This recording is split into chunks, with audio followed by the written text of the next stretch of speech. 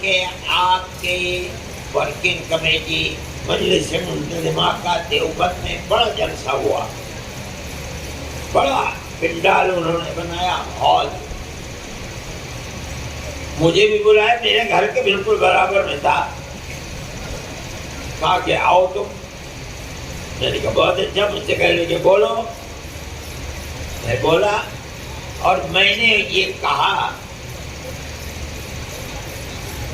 کہ آج یہ جلسہ جس میں مجھے بلایا گیا ہے، میں آپ سے بات کر رہا ہوں، ہو سکتا ہے کہ مستقبل کے اندر یہ اتحاد کی نشانی بھی بن جائے۔ وہ تو سارا مجمع کھڑا ہو گیا ایک دم، 2-3 منٹ تک نعرہ تکبیر اللہ اکبر ہی ہوتا رہا۔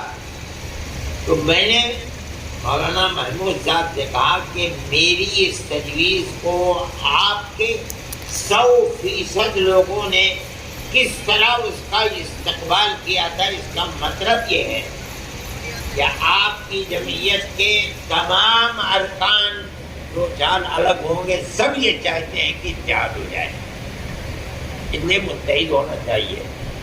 خاموش ہو گئے۔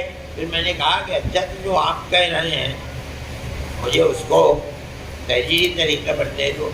بہرحال یہ سب کچھ ہوا، لیکن ان کی طرف سے معذرت ہو گئی۔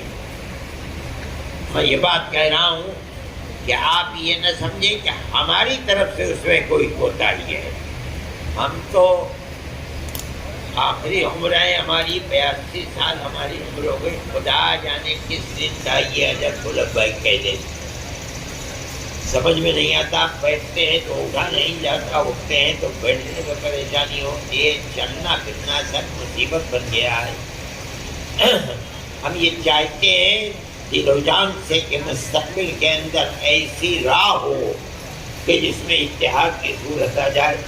ان کے سامنے کیا مشکلات ہیں، ہمیں یہ حق نہیں ہے کہ ہم مشکلات کے سلسلے میں ان سے پوچھیں، لیکن بہرحال بات یہ ہے کہ میرا دامن پاک ہے بالکل۔ میں یہ بھی کہتا ہوں، میں نے یہ بات پرسوں کہی ہے کہ بھئی اگر یہ رکاوٹ ہے کہ آپ مجھے یہ کہیں کہ ہم صدر بنیں، میرے بخدا کہتا ہوں تیار ہوں۔ آپ بنیے، جماعت کو ایک کر لیجئے، آپ مجھے نائب صدر بناتے، میں نائب صدر بن جاؤں گا۔ آپ